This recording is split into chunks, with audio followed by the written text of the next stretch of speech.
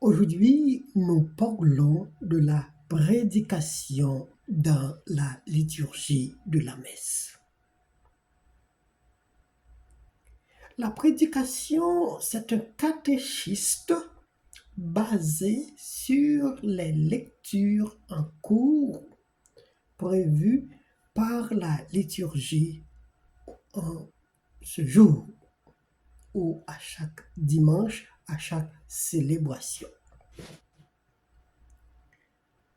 Ce catéchiste doit baser particulièrement sur l'Évangile. L'Évangile, c'est la vie du chrétien. Et toute vie chrétienne est modelée sur l'Évangile. Il n'y a pas à en sortir de là. Il y a 6 points dans la prédication. Le catéchiste.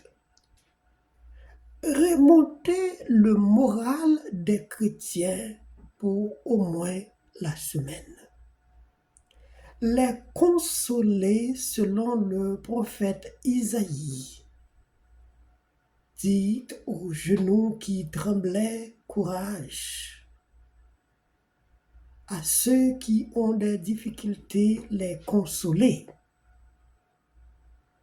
Quatrièmement, ne reviennent jamais sur ce qui fait souffrir, qui donne de la migraine dans la société ou ce qui donne des stress. Ne reviennent pas ça dans la prédication. Cinquièmement, il ne faut rien exiger dans la prédication. N'exigez rien de personne. Il faut camper la prédication dans le sens de la consolation, de l'encouragement, de remonter le moral, de faire baisser la pression de la semaine sur les gens qui assistent à la messe.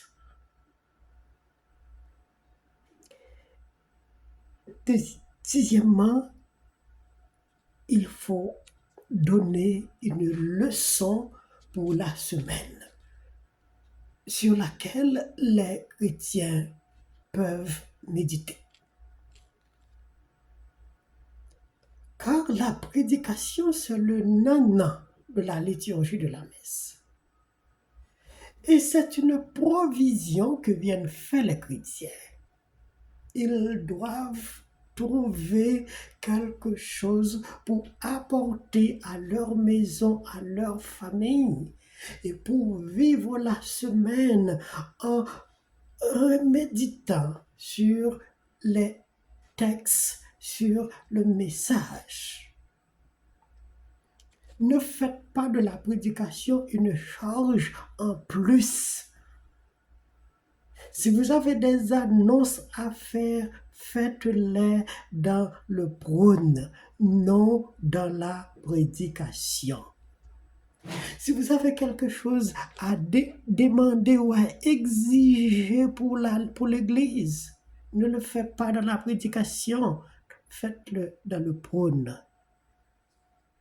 Car la prédication, c'est une consolation, c'est un encouragement, c'est pour remonter le moral de la personne et lui donner une leçon de vie capable de l'aider à surmonter le quotidien.